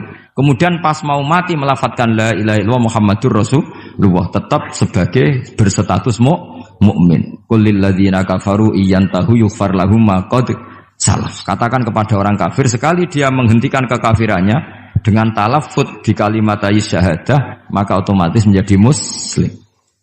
Nah soal nanti masuk surga ya bisa kapan-kapan kan? Allah tidak bilang harus sekarang kan? Ya nunggu kita duluan kira-kira. Nak bejo itu. Tapi saya berkali-kali ngaji sudah orang Islam tuh yang senang. Kita ini sudah dikasih kunci surga, miftahul jannah la ilaha illallah. Kamu harusnya nggak bisa masuk neraka. Kamu nggak pegang kuncinya kok kamu mau masuk itu gimana? Tapi ada teman saya bilang, "Neraka ora ono pintune, Gus, langsung wae." Lah kalau kamu pikiran gitu semoga ke situ saya bilang gitu. Jadi makanya kamu yang pede saja. Umumnya orang itu kunci itu rahasia. Ini sudah dikasih tahu sama Kanjeng Nabi, yaitu miftahul jannah la ilaha illallah. Sudah punya kuncinya. Alamatnya juga sudah jelas. Alamatnya itu ya sakho. Karena kalau as-sakhiyu qaribun minallah, qaribun minal jannah. Kalau sampean kepengin tahu alamat neraka, ya bakhil tadi. Itu qaribun minannar. Jadi kalau kamu tanya alamat neraka di mana Gus? Kalau kamu medit, pikir, ya itu dekat-dekat situ. Itu neraka. Nah saya nggak di dekat-dekat situ, makanya saya nggak tahu neraka di mana saya tahu. Jadi saya mohon sekali, dibalik saya sering guyon sama Gus Riza Gusim, kita ini membawa sanad yang berat. Karena di sini ada zuriatnya Kiai Makhrus, ada zuriatnya leluhur saya. Harus zuriatam ba'duha mim. Jangan sampai buyut-buyut kita yang sudah meninggal statusnya rubah karena ulah para cucunya. Kayak yang dialami tadi Yahuda bin Yakub bin Ishak bin Ibrahim. Nah kita tidak pernah tahu Yahuda itu apakah agama, apa marga. Itu masih jadi perdebatan. Karena kalau kamu kritik sebagai agama juga nanti repot karena ada ayat innalladzina amanu walladzina hadu wan nasara wassabiin. Terus man amana billahi wal yaumil akhir. Artinya ada ayat di mana orang-orang iman dan orang-orang hadu. Nah, kalau hadu ini kamu anggap satu faham agama nanti repot. Masa Yahudi kok disejajarkan innalladzina amanu walladzina hadu. Makanya ini jadi perdebatan para ahli tafsir. Makanya ada ahli tafsir maknanya innalladzina amanu walladzina hadu lan wong sing tahu Yahudi. Ini balaghah bi'tibari makana. Pakai status dulu. Mau tidak mau secara bahasa memang seperti itu.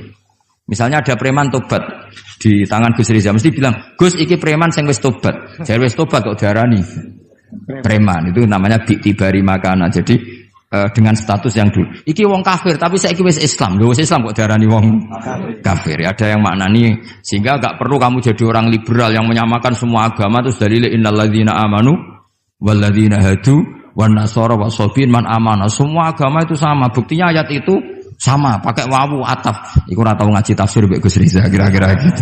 Kalau sudah ngaji tafsir insyaallah enggak akan seperti itu. Jadi ayat itu ada ilmunya. Dan alhamdulillah di pondok sini, di pondok Lirboyo juga diajarkan ilmu balaghah. Jadi kadang penamaan itu bukan sekarang tapi bi'tibari makana. Ngitung dulu. Paham ya? Kayak kita mengatakan ini kafir tapi sudah Islam. Itu paradok enggak? Wong sudah Islam kok dikatakan kafir. Iki dhisik santi goblok, saiki wis pinter. Goblok kok. Pinter. Ya, ngoten mawon Gus, mau karo bingung. Assalamualaikum warahmatullahi wabarakatuh. Waalaikumsalam warahmatullahi wabarakatuh.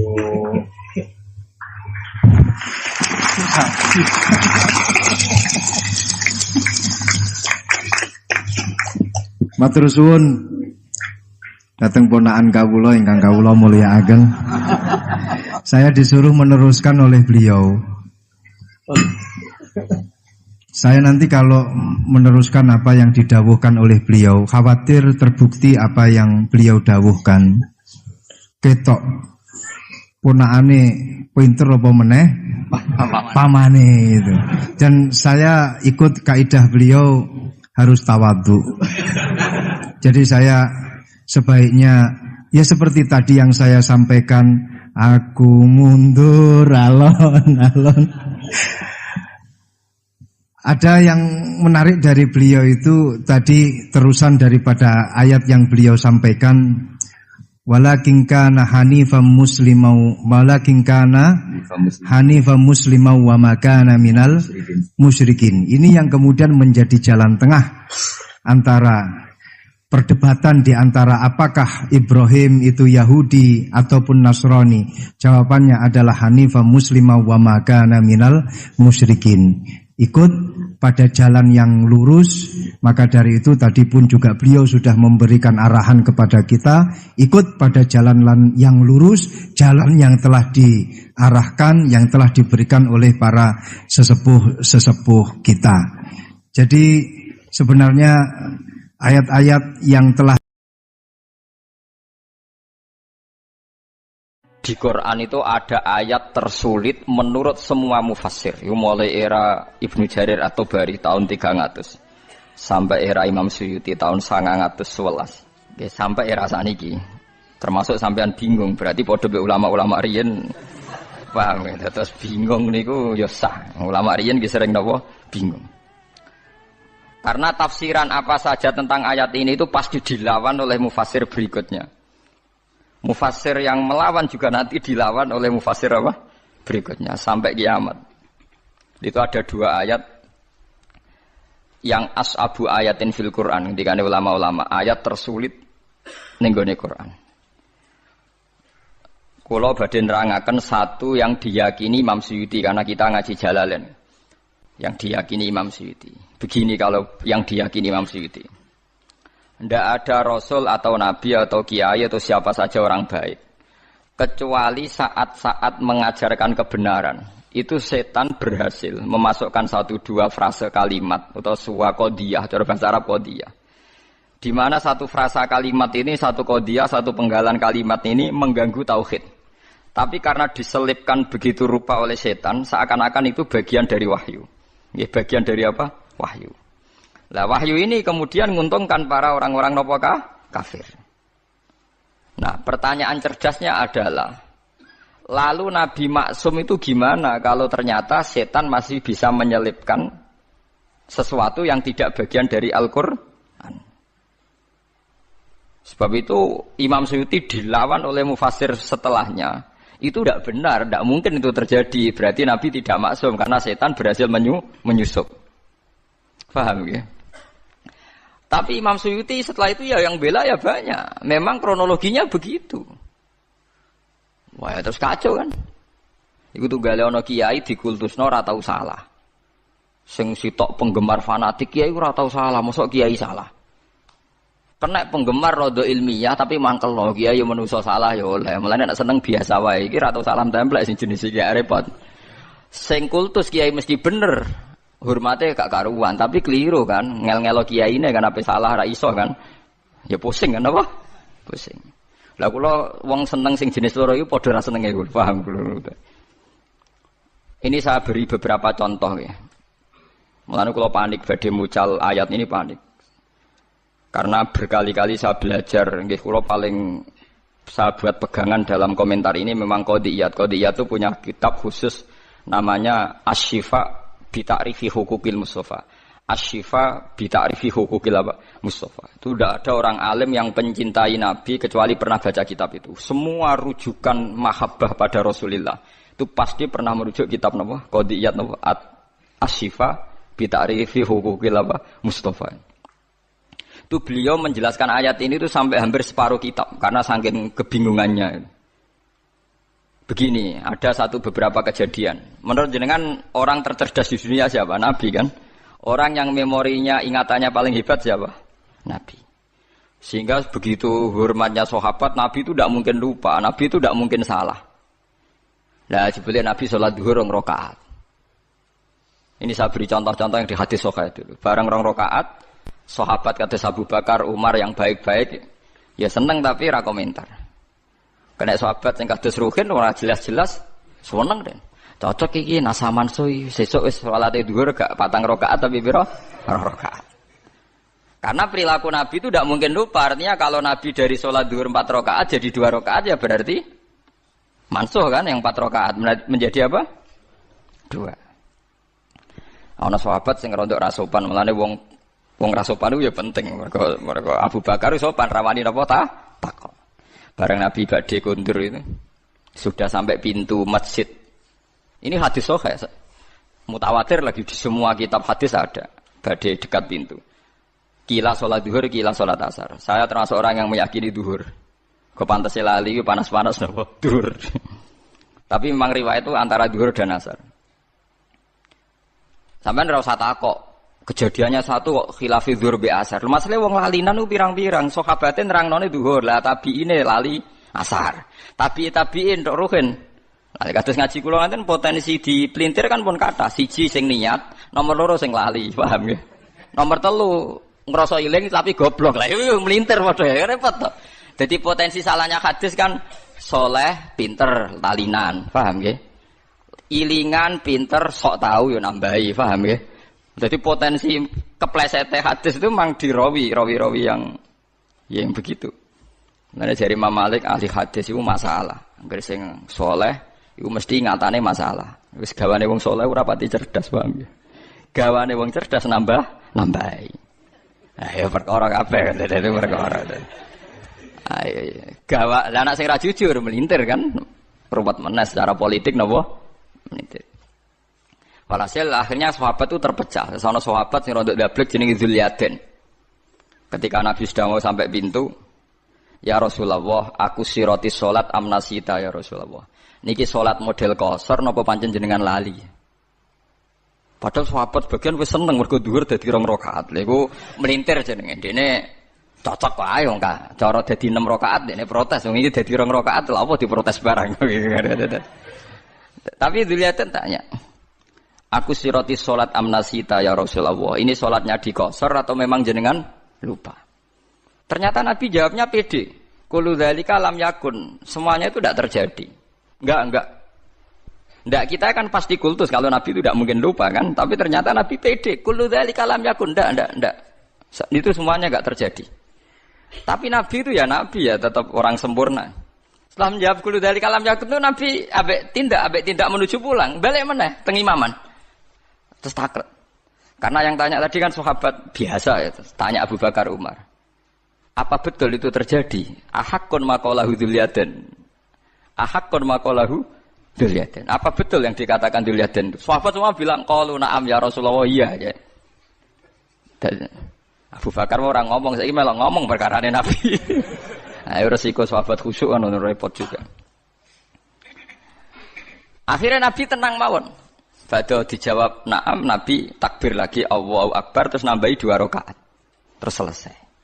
Lan wong fikih paling bingung ngadepi hadis iku. Lha iku omongan ping pira wae. Tapi aja tiru. Iku ora trimo omong-omongan, bantah-bantahan barang. Lha iku Nabi langsung nambahi 2 rakaat. Ya terus salam pulang. Itu berarti satu peristiwa Nabi lupa dan ngalami beberapa nopo dialek. Terus kedua peristiwa perang Khandaq. Bahwa Nabi itu juga manusia bisa lupa. Idenya juga bisa dilawan. Tapi udah tiru ini kalau cerita. Nanti biar sampai ini untuk dasar ayat, untuk maknani ayat ini. Ini ulama itu saking bingungnya menjelaskan ayat ini merunut beberapa peristiwa. Pas perang Khandaq itu Nabi bilang, Khandaq itu kan kalau di Quran Ahzab, eling-eling ya. Napa? Ahzab. Ahzab itu koalisi, jam'u hisbin, beberapa pasukan. Karena orang Yahudi Quraidah dan Nasara Najran dan kafir napa? Quraisy itu berkoalisi, bersekongkol ngelawan Nabi. Disebut napa? Ahzab. Jadi perang ini pasti dimenangkan orang kafir. Orang kok mungkin, tapi pasti dimenangkan orang kafir karena sangat tidak imbang. Nah, ketika Nabi tidak imbang tuh Nabi ya lucu ya, Nabi ya, ketok Nabi ini. Ya Rasulullah ini perang tidak imbang. Menurut Anda gimana? Jawab Nabi, ya senteni ae nang Madinah, nak diserang ya dilawan, nak ora ya wis. Mati ya Allah. Nabi nganggep mati kan biasa, mati ra Allah. Mati apa? Syahid. Ya ana sahabat sing cerdas, sing rada cara ra sahabat ya darani kurang ajar, tapi wong ndekne sahabat. Ya Rasulullah, niki wahyu napa pendapat pribadi ya harus juga jadi selalu ada sahabat mulane santri rasoban ya ana hikmah ya Rasulullah ini arayun turaka am wahyun iki pendapat sing jenengan melihat itu atau ini wahyu jadi Nabi cek tentang maksud piye jadi Nabi ya kalau itu wahyu ya sami'na wa ata'na ada akan mengurangi